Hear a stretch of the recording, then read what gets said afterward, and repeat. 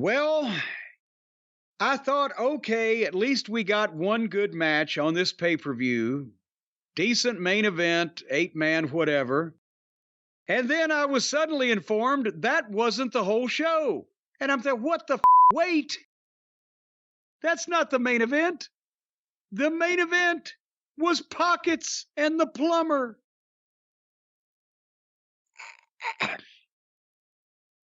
Again, I say this, and this drove it home. These people paid for tickets to an AEW pay-per-view at the United Center in Chicago. And we know they thought they were going to see CM Punk. We know they thought they were going to see MJF involved in some kind of big-time match. We know they probably had expectations of seeing some of their favorites in AEW. But do you think when anybody bought any of these tickets, sight unseen, to a pay-per-view, they thought that they were going to see a main event of Pockets versus Plumber Moxley? I think not. And by the way, guess what happened? I'm not shitting you on this, Brian. This is not hyperbole and exaggeration for comedic effect.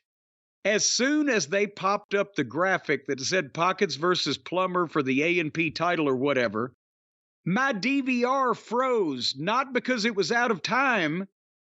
It froze up and went to a black screen, and then the clock disappeared off the front of it, and it said boot.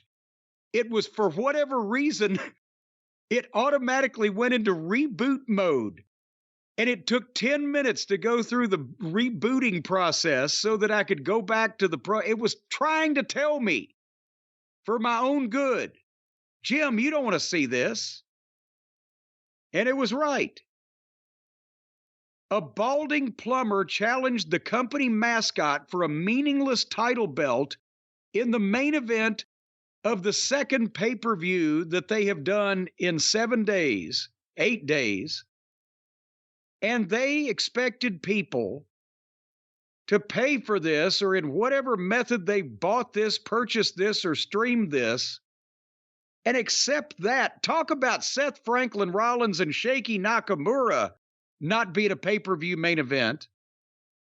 What the is Tony's not only lost his balls that he possibly never had, he's lost his mind. That this was on the card is bad enough. But if you'd put it in the middle, okay, right?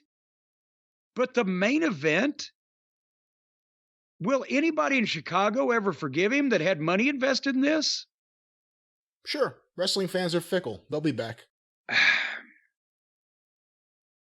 Well, again, they didn't get Punk versus MJF or Punk at all, or any, they get this. And I know some people are going to say, well, he's been more serious lately. He's actually doing the wrestling moves.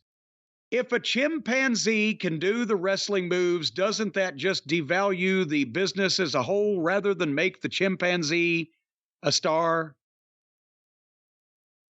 Moxley won it, and it took him 20 fucking minutes.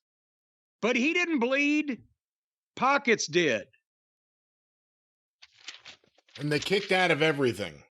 Of course they did. I mean, I didn't watch it because I'm not going to dignify this foolishness with my time. But that's what garbage wrestlers do, is they fantasize that they're real athletes, and they go about imitating the moves that they have seen money-drawing talent do, and they kick out of all of them to show how tough they are. And then somebody finally figures, okay, we've done everything we know how to do. Let's just stop. But that's all it is with Orange Cassidy. When people are like, oh, he's a great worker, because he has this gimmick which is ridiculous, and we're supposed to just accept it and let it play into everything. Why is he a great worker? Because he could do some of the moves, and because he kicks out of everything? I feel like that's all it takes for certain people. If you could take a big move and kick out at 2.5 and get them to go, oh, and then do that again within 30 seconds, and then repeat that within 15 to 20 seconds later, add another one about 45 seconds later, Keep repeating this. Maybe let the other guy get a few in there. That's all it takes. It's that simple for a lot of people. It's just not that simple for me. Moxley's the worst wrestler in the business. It's amazing when you hear things like Danielson say Moxley's the best wrestler in the business. It's the exact opposite. I'm telling you, Danielson is either too nice or he's had too many concussions, or possibly a mixture of the two.